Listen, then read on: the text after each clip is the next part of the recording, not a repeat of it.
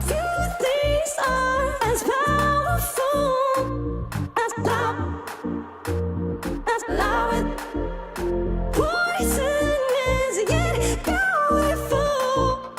Love.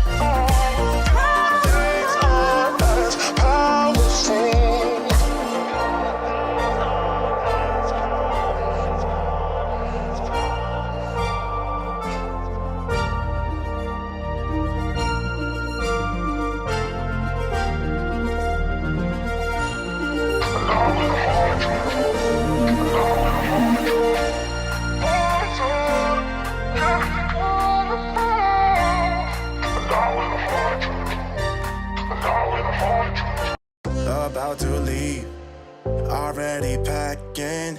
Come with me, I'm not really asking.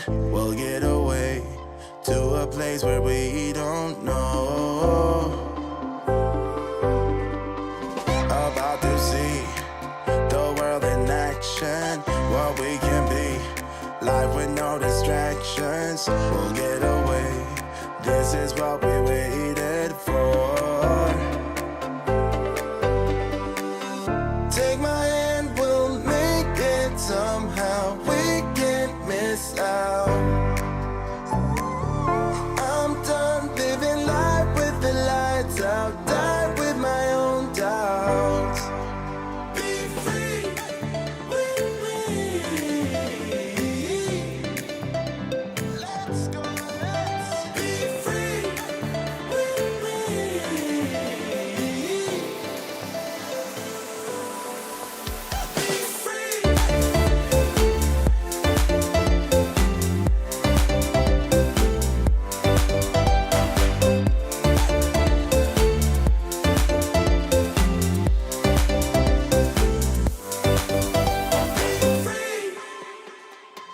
Not looking back, eyes on the freeway, Bonnie and Clyde, a classic cliche. We're on the run, this is what we waited for. Take my hand, we'll make it somehow. We can't miss out. I'm done living life with the lights out. Die with my own doubts. Be free.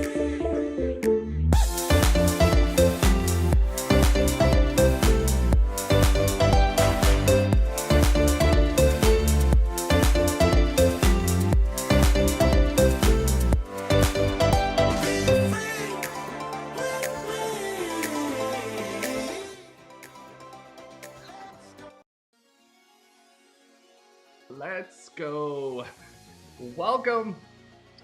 This is Crushing COVID Daily. Welcome back, everybody. I'm your host, Nathan Amaral, creator, founder, president, chairman of the board of the Fearless Millionaire. If you're not familiar with Fearless Millionaire, get over to our YouTube channel. You can learn all about it there and get free real estate training, also training on how to gain more clarity, build more confidence and cash flow. And we also have Tech Tuesdays where we share with you how to use technology in your real estate business to help you grow. Let me just get a little music in here for us. Dance with me.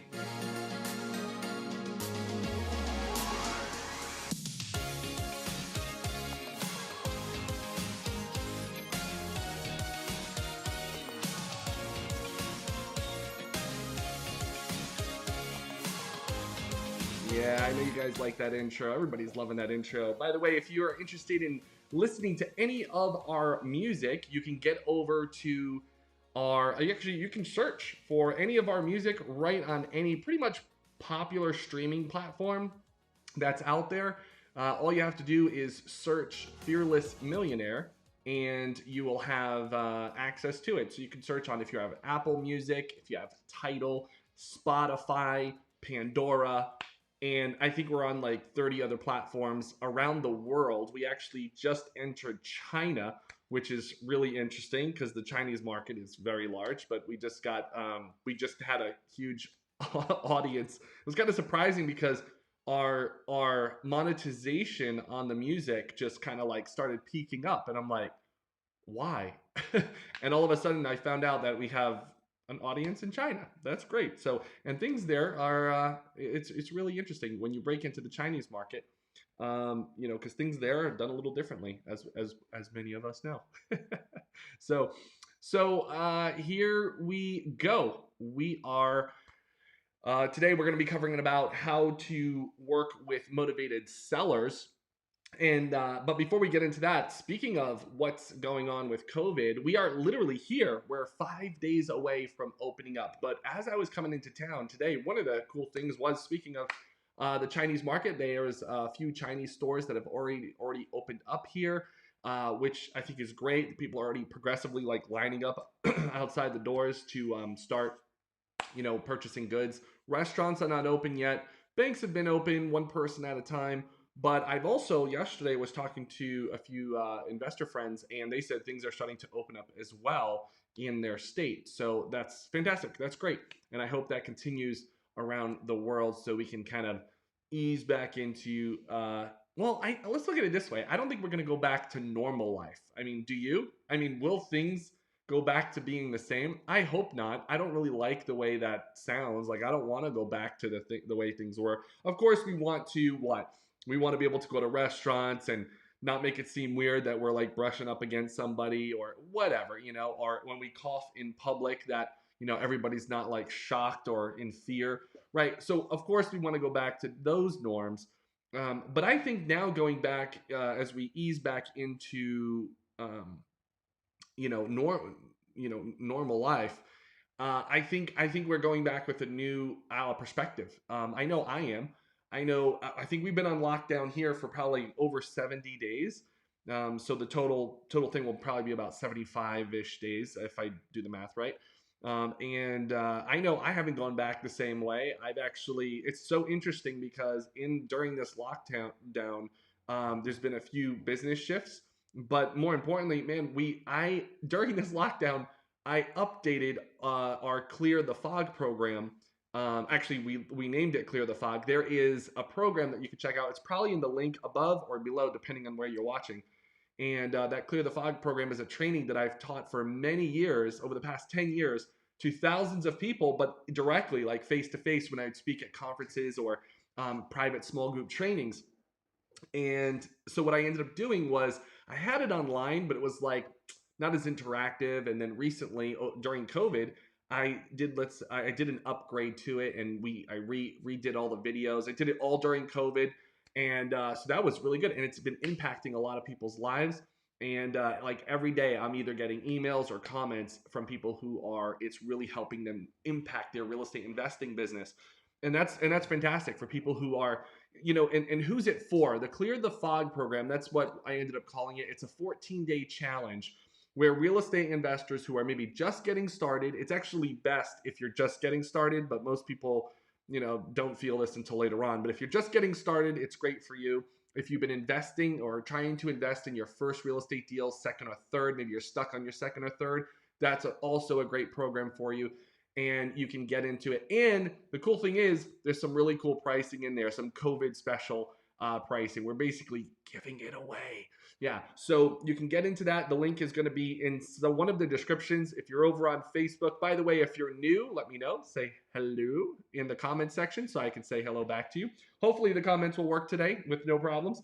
And then if you are over on YouTube, you can check the link in the description. And there's a link there where it says Clear the Fog program. So I highly recommend you go through that. We have people enrolling into that program pretty much every day, which is fantastic. It's so great. And what I love most is after the 14-day challenge is what takes place after that. And that's the best part, is where people are now clear and they have more confidence and they have more direction and they know what to say no to and what to plow forward in, right? That's huge. The clarity is the most important part. So I'm so excited for everyone who's been going through that, and that's fantastic. Fearless Millionaire, what that's all about. If you're looking at the link in the description, get over to our YouTube, subscribe so you can be notified. And Fearless Millionaire is a place for real estate investors to gain more clarity, more confidence, and cash flow. And we help real estate investors who are feeling stuck, who are unclear, and not sure of what direction to go in their real estate business, especially if they are bombarded or surrounded by so many different strategies and not too sure which one to do first. We help and have a system and a process of helping someone organize that and get complete clarity and move forward in that direction, and then builds confidence and generates cash flow. So excited. One of our clients yesterday, one of our clients yesterday closed a deal. What did I show you? Was it 27 or 22,000? I'm forgetting the exact number right now. I want to say it was like 27 or $28,000 off the top of my head. I could be wrong.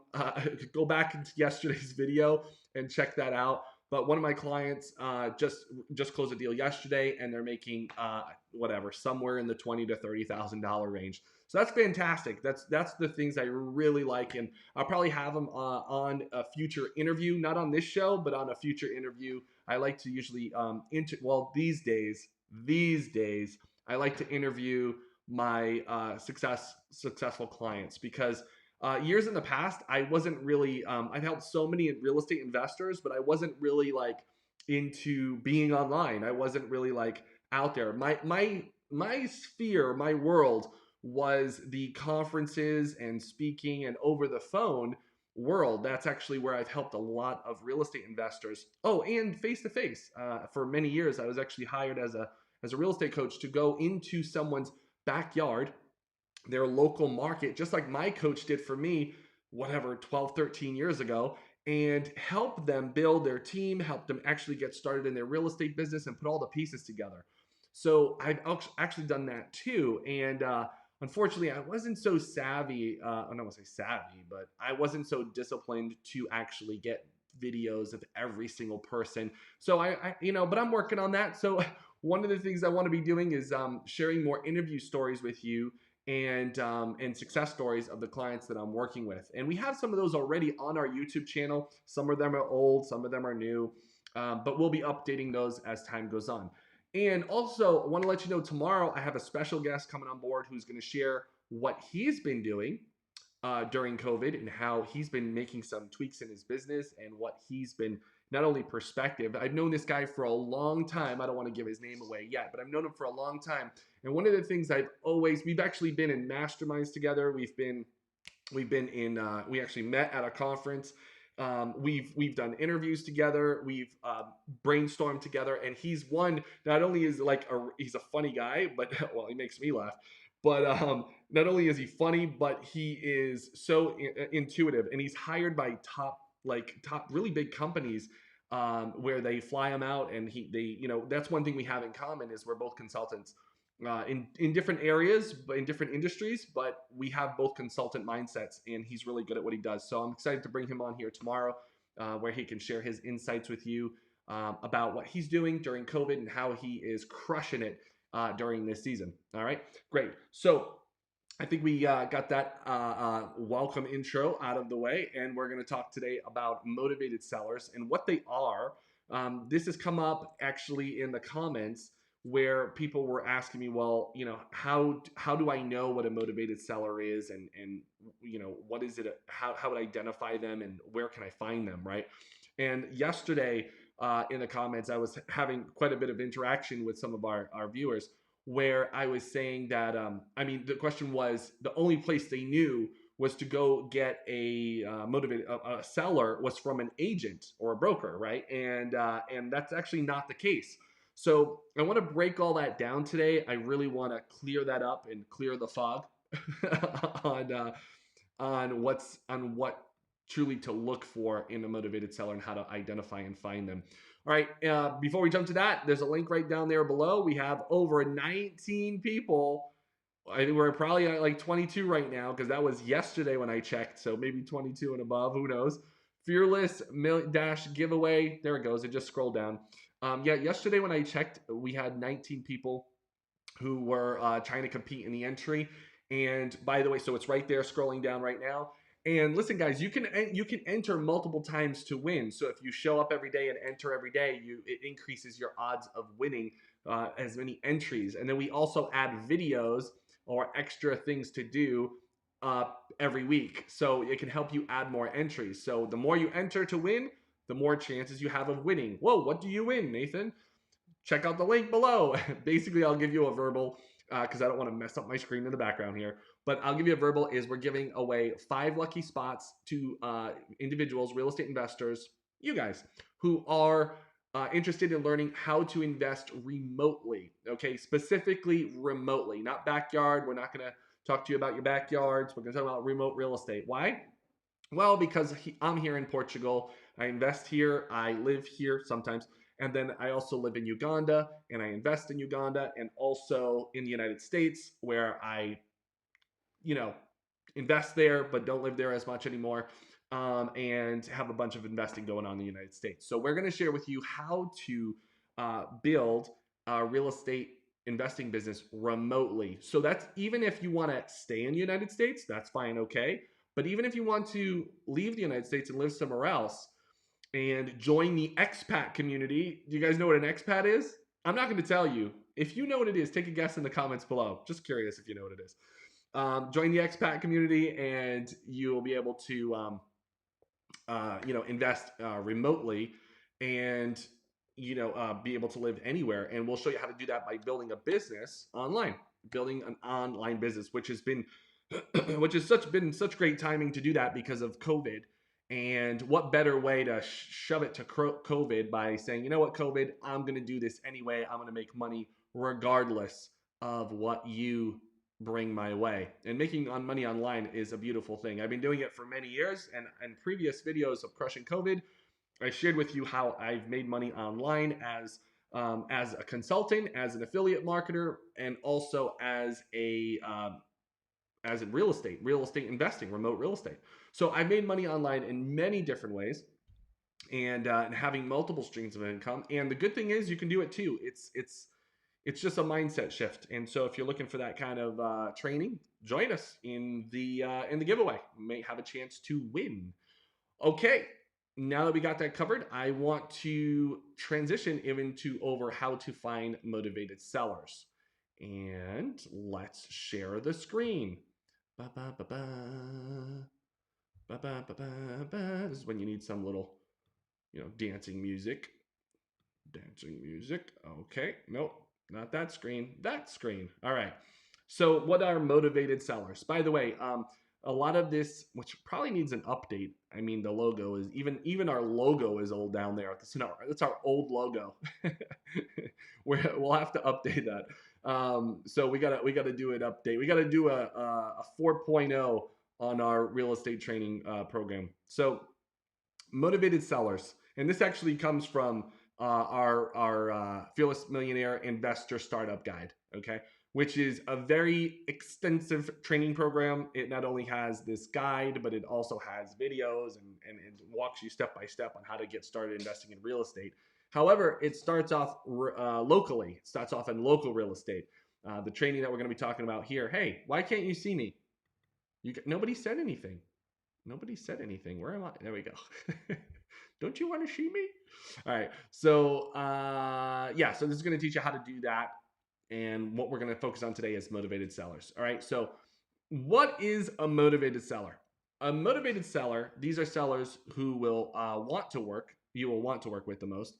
If they are not so motivated, I can't see my screen. Hold on a second, guys. Sorry. I got to move things around here. If they are not motivated to solve their problems or sell their house quickly, you'll waste a lot of time trying to motivate them. There are plenty of motivated sellers out there, so you should spend most of your time working with them. All right, so let's kind of just break that down very, very easily because there's one of those. I want to show you a word. Do I have a highlighter? Is this a highlighter? Sorry. Is that? Oh, really? Look how bad that is. I thought this software had a highlighter, but here's the key. Here's the key. That's a bad circle. I'm not an artist. Uh, this is the key word right here. If they are not motivated to solve their problems. Remember, guys, I said a few videos ago that if you're a real estate investor or you're looking to break into real estate, do not chase, do not chase the strategy. Do not chase the money. Do not chase the strategy. You have to chase the problem. You have to chase the problem.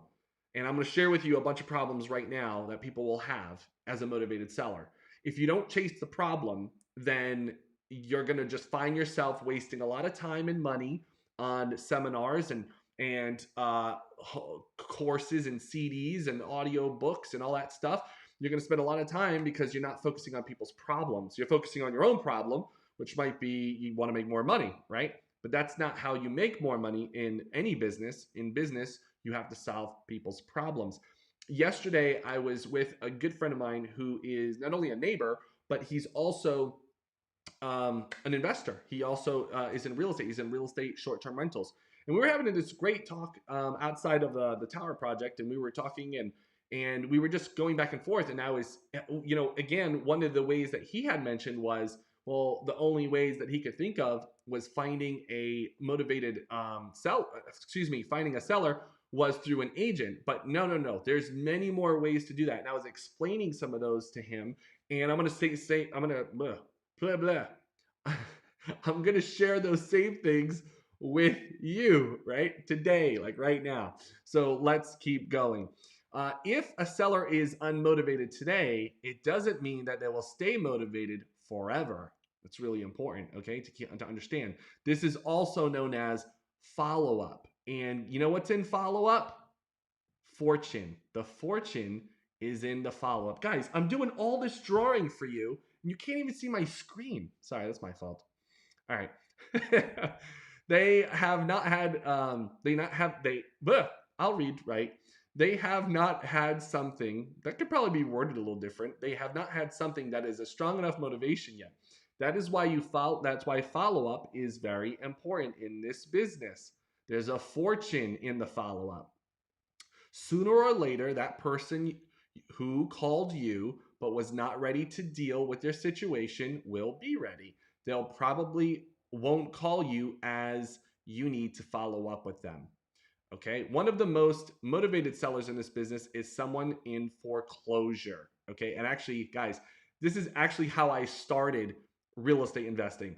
My coach, the one thing we did, okay, and it was really freaking me out. And by the way, I'll share a quick story with you. I went to the what do you call that? Assessor's office, and I went down there the day before my coach flew in, right?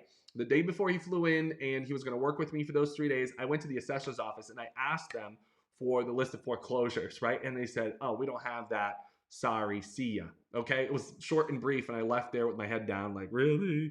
Like, what did I miss, right? Because I needed that list for the next day. I needed that list to go work with my coach that was coming in. It was like homework. So the next day he flies in. I'm like, I couldn't get the list. And he's like, that's okay. I'll show you how to do it, all right? This happens all the time. I was like, okay, happens all the time. All right. So first off, he's like, all right, go to Dunkin' Donuts. We're going to go buy some donuts. And I'm like, okay. So we go buy some donuts. So we get all these donuts and we go into the assessor's office. And this is only my second time in the assessor's office. We're in there and he starts talking his way, right? He's from North Carolina. So he's got this, Southern twang going on. Is it a Southern twang? Is that what it is? Or it's Southern slang? I don't really know. But he's got that Southern accent. And he starts talking to the same person that I was talking to the day before, the same person. And he asked them, he says, hey, I'm going to be here for a few minutes. So I figured we'd have a donut together. And since it was like 9 or 9:30 in the morning. He's like, good morning. I brought you a box of donuts because I figured I had a few questions and I figured we'd be here for a little bit. So I brought us some donuts. He opens up the box of donuts and eats one. And I was thinking about it. I was like, why do you do that? But then it just made it okay. He told me this afterwards, but I started thinking about it. It's like he made it comfortable for everyone to start eating. And there was a few other people in there. And so the person that was helping out just made it seem more relaxed. Basically, he eased the situation. And it's not like it's a bad situation, guys. I just want to make that clear. This is just a situation where you're building trust in a relationship with someone. So he says, hey, listen, my amigo, my buddy over here, was here yesterday looking for the list. And actually, are you able to get that? And it's this list and like this and put it like that. And the assessor was like, oh yeah, sure, no problem, no problem. He grabbed the donut and then he started eating it, goes into his office, like 5 minutes later, he comes back with 2 pieces of paper and it has all these addresses on it. And we got the list and we walked out of there. Was it 2 pieces of paper? It was either 2 or 11. I think it was like, no, it was 2 pieces of paper. Excuse me. It was 2 pieces of, see how detailed I can be? So it was 2 pieces of paper, and on that, there was a whole bunch, and on that, those 2 pieces of paper, we got 11 properties. Out of those 11 properties, we made 11, excuse me. We made 11 offers on all those properties. Out of the 11 offers that got accepted, oh my goodness. Can I get the story straight today?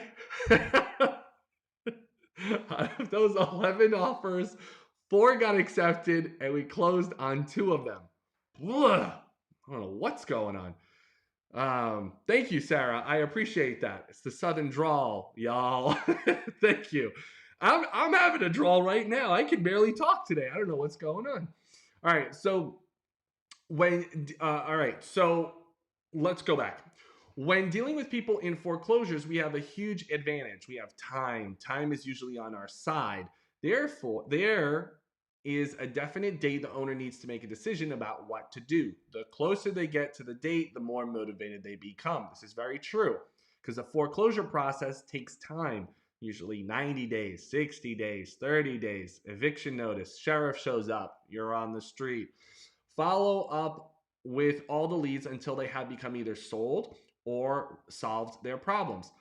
Even after they solve their problems, you can stay in touch with them by calling or sending a postcard from time to time. Okay.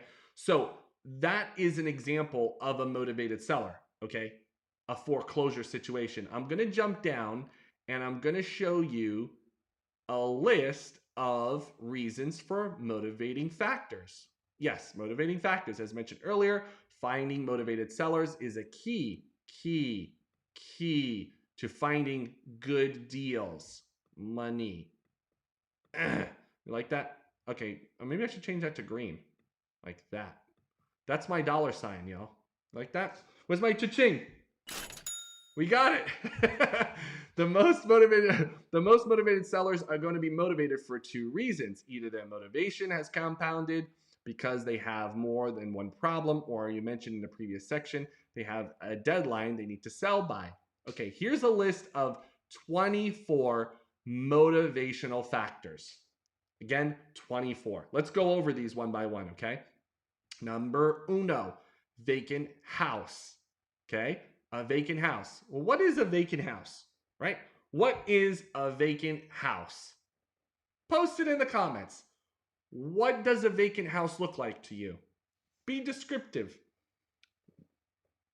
Don't be smart and don't be a smarty pants and say, oh, it's an empty house. No, be descriptive. What does a vacant house look like to you? Good. Share it in the comments below. I'm curious if you know. Then next is a condemned building. Condemned can be for a variety of reasons. Actually, story time. There was actually a condemned building that I flipped. It was there for years. I'm talking about 15 years, just empty, boarded up, nobody touched it, okay? Finally, I was like, you know what? One day, I'm gonna figure out what's going on with this property. So I went, talked to the 2 neighbors, because you gotta talk to the neighbors if you're doing local. I was doing local real estate, and I went to talk to the neighbors. One neighbor said, I don't know, I wish they would get rid of that house. The other neighbor on the other side said, oh yeah, the owner of that property is in the nursing home down the road. And their kids came and took all the plumbing, all the windows. I mean, the house was just like, completely torn apart by their own children, which is a really interesting story. So I said, well, do you happen to know who, the owner is?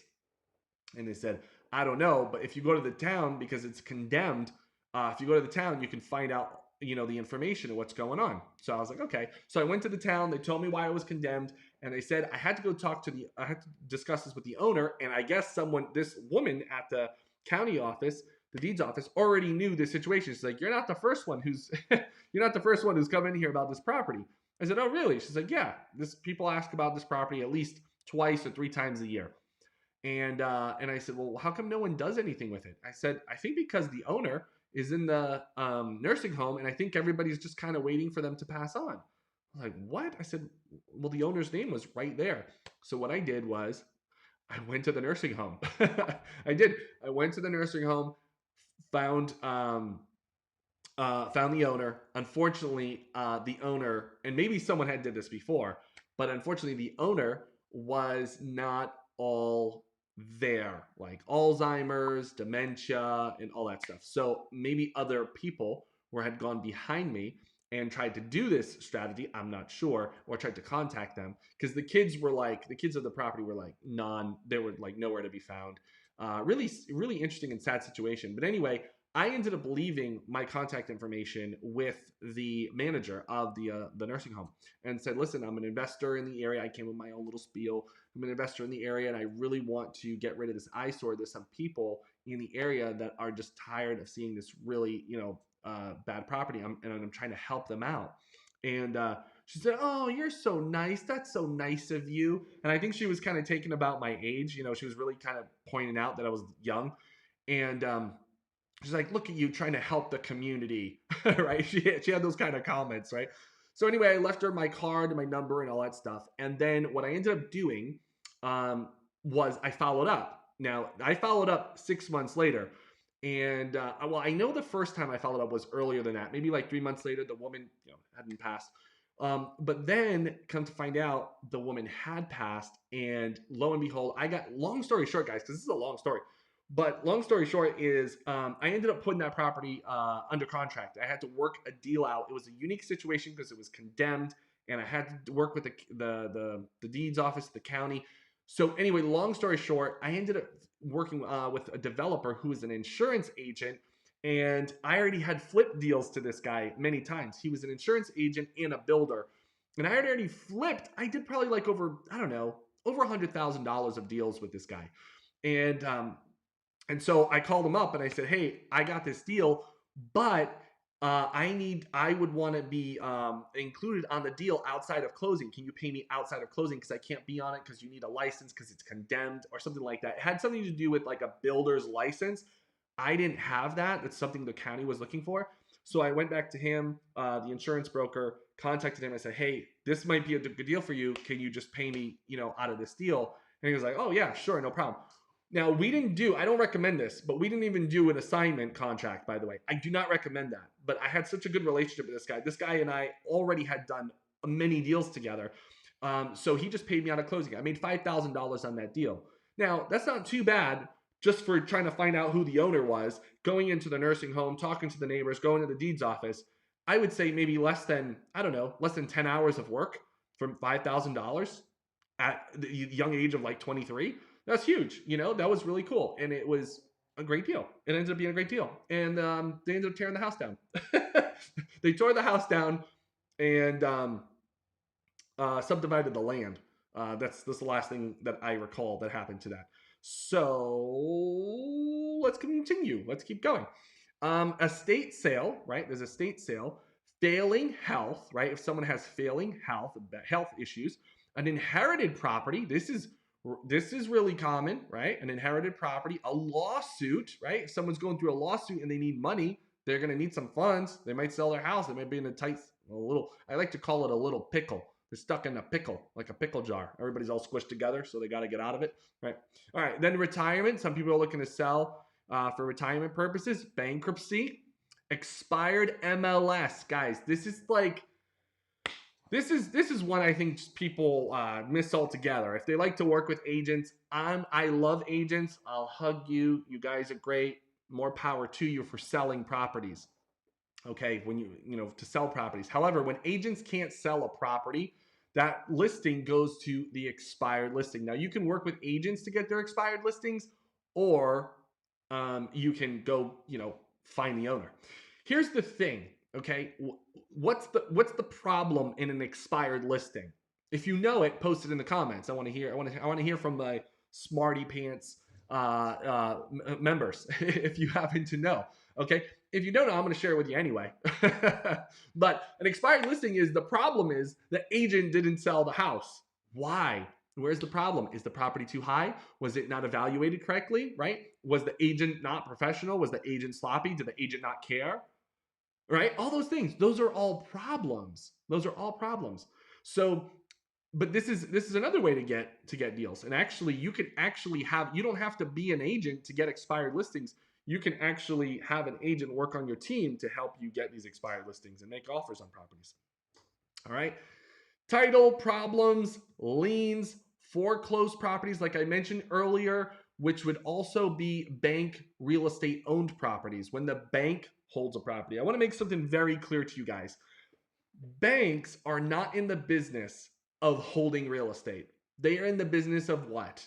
Lending money. They just want to lend money secured by the real estate, and the person, the borrowers, make payments on that security.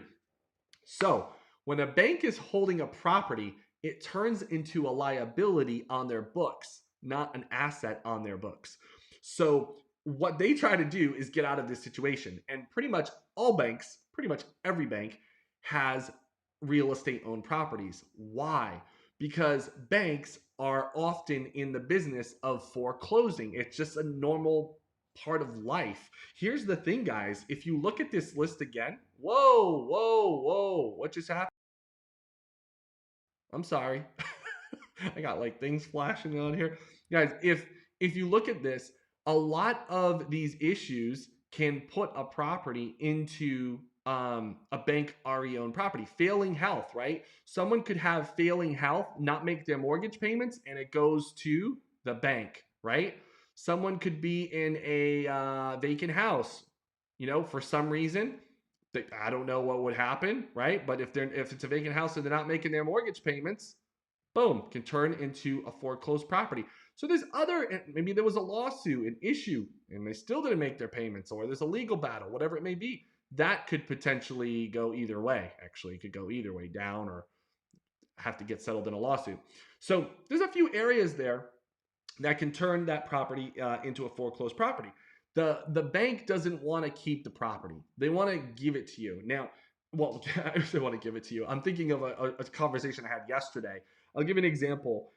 Here in Portugal, there are banks that hold these properties. They're just trying to get rid of them. And so when I say give it to you, I was talking to my friend yesterday, and I was telling him that there's banks here who are willing to give you the property, right? They'll even give you money to fix up the property, okay, and give you a rate of like whatever 1% for 30 or 40 years of the loan, okay? So banks are they don't want these properties. They want to get rid of them because it's a liability on their books. So you can actually go talk to banks. You can do it over the phone. You can do it face to face, but you're going to want to go to the recovery department. Recovery means /collections. Okay. Collections is a term that's used for the borrower. Recovery is the term that's used for the creditor. Does that make sense? So just so you know, when you go talk to them, you have to know their language. And then you have to know your own language, and you have to know English, which I'm still working on, and we'll get there. All right. There's also pre-foreclosures. This is actually another way I got started in the business. After I closed those 2 deals, when I first got started in real estate, I started going after pre-foreclosures in Rhode Island. But then it became against the law to do market to pre-foreclosures because of investors were tainting the market. They did some bad stuff to pre-foreclosures. They would like get people out of their homes, take title, and mess up the situation. They were just greedy is what it was, taking advantage of people. So they made marketing. They even made marketing to pre-foreclosures illegal in Rhode Island. All right. Next, relocations. Relocations is another, if someone's relocating for a job, that's another motivating factor. Divorce, a failed rehab. Guys, how many times have you ever seen these houses that are like half done? I was just looking at a property last week in North Carolina, and I'm looking at this entire thing. I use a few softwares to pull up properties. I look at this property, it's $26,000. I'm like, wait a second, hold on. $26,000. I know the average property in this area, the value has got to be like 150, 160. So I'm like, let me look. So I looked at it. As I go through the pictures, the entire floor in the entire house is gone. There's no flooring. There's only the studs. So you'd have to walk on studs, but there's no flooring. Some of the walls, there was just studs. Half the kitchen was done, right? It was a failed rehab. Rehabbers fail. By the way, what is a rehabber? Well, if you ever seen like HGTV and Flip and Flop and all those, shows that, flip this house and stuff like that, people who are renovating property, that is a rehabber. These are people who fix up homes and turn around and sell them. So there are many people who either run out of money, mismanagement, or health issues. All kinds of stuff happens to failed rehabs. Happens all the time. Actually, the project that I just bought, the 26 apartments plus the commercial space plus the restaurant and all that, that was a failed deal. It was actually a bankruptcy, but which is over here, but it's a failed deal. Failed business, right? There's even failed businesses. Loss of jobs. Big right now, guys. Loss of jobs is huge right now. It's on another level. It's unprecedented. But the reality is that there are motivated factors. It's a motivating factor. Mismanaged rentals. This is great if you're looking for apartments. If you're in the apartment game, I love being in apartments. But how do you find apartments? How do you get good deals? Well, I have a good client who's been finding amazing deals through property managers. Why? Property managers are in the field like every day. They're working with these problem properties, these mismanaged rentals. So they know what's going on, right? So that's another thing. Job transfer and then death in the family, code violations, interest rate adjustment, which is, if someone has an adjustable rate mortgage, that's horrible, and negative cash flow, especially if you are in rentals, okay? Negative cash flow. And guys, more importantly, even now, how about this motivated factor? All the people who do short-term rentals, all their rentals just went zap, disappeared. They just gone because of COVID. Right? So what happens to all those people? Now they're thinking, should I wait? Should I sell? What should I do? And how many people have considered doing short-term rentals, but they don't want to manage the situation? That's called property management. Guys, there are so many situations out there. I've listed all these, guys. I've listed all these. Okay, and I know it's hard to see because I've messed up the whole screen. I don't even know how to erase all that. Let's see if I can erase. Let me see. Sorry, I'm gonna clear it up a little bit. Look at that. What's that song? Scrub-a-dub-dub. Ernie and Bart in the tub. That's another story for another time. Was it Bart or Bert? It's Bert.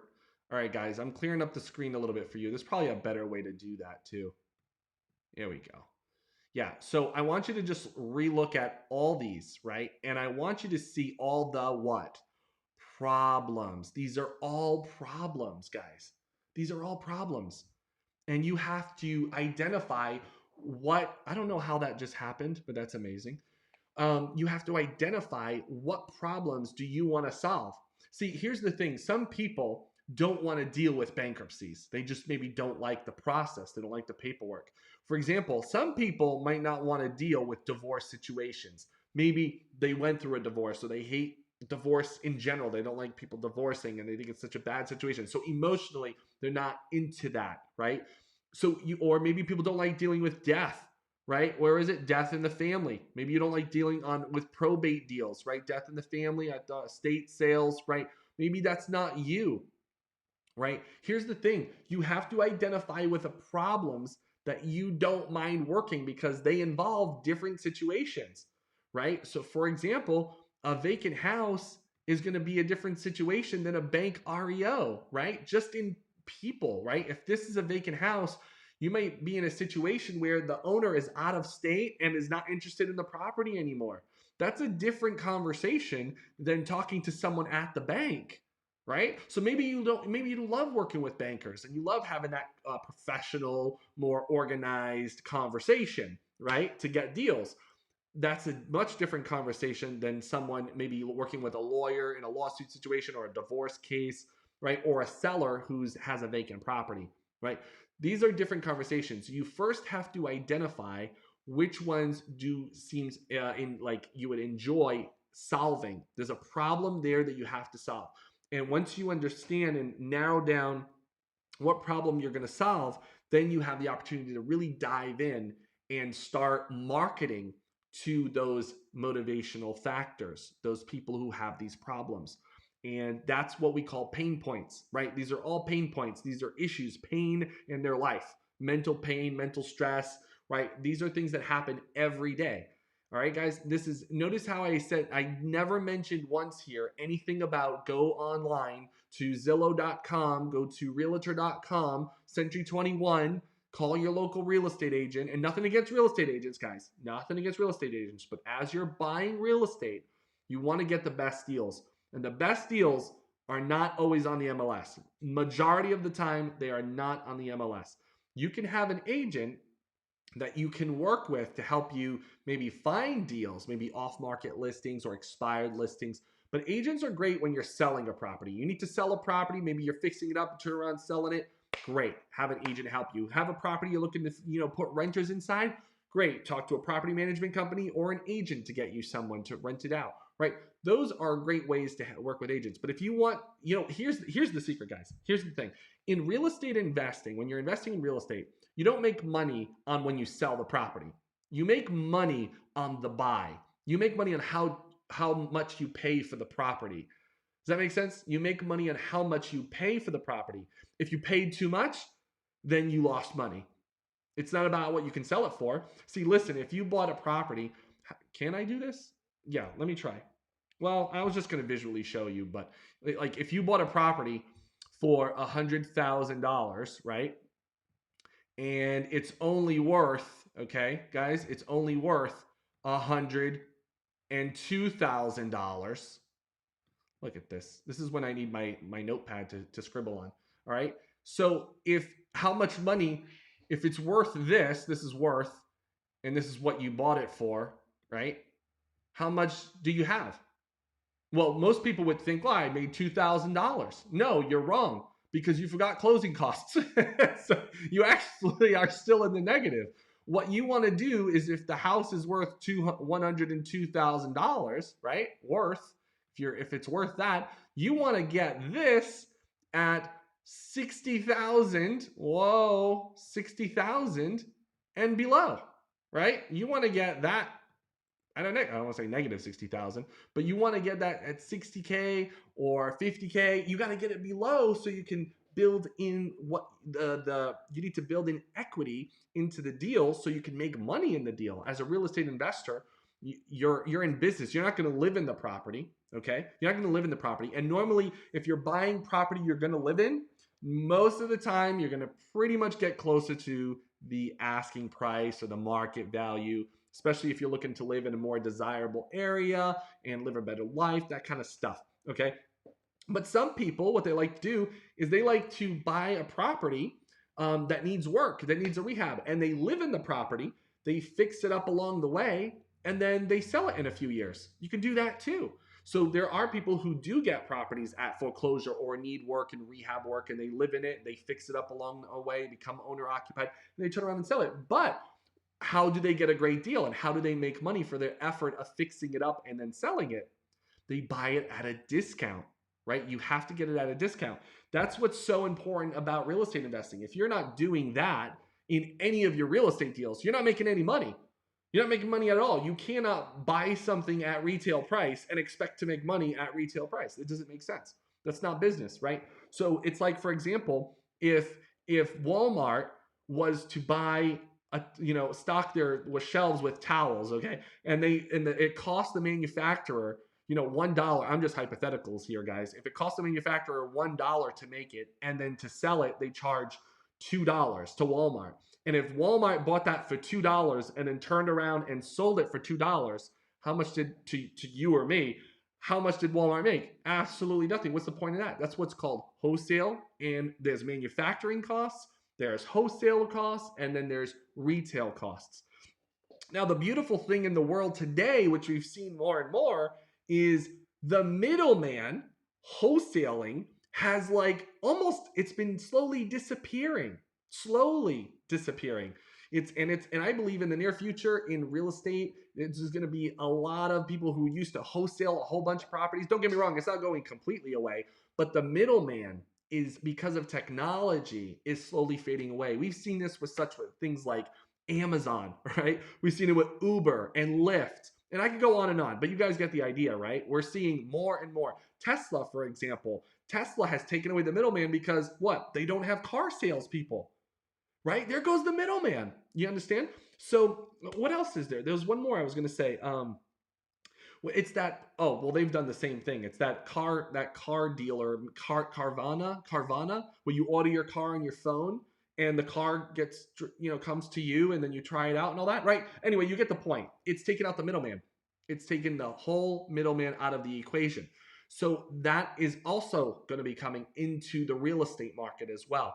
Maybe not tomorrow, obviously not tomorrow, not 3 years from now, but it's slowly coming down the pike with different technologies that are coming out. Okay. So the thing is, guys, in order to get a good deal, you have to get it at a discount. And the motivating factors are what helps you get these properties at a discount. So if you ever wonder how someone makes a lot of money in real estate and is able to, live the life they want, travel, go to the places that they want. Maybe they drive the really nice car and they live in the really nice house and the really nice neighborhood and all that stuff. Why? It's because how they bought things. Okay, it's how they buy things. And in this case, we're talking about real estate. So it's how they buy their real estate, right? It's how they buy it, how they sell it, what they do in the middle. It's all that good stuff. All right.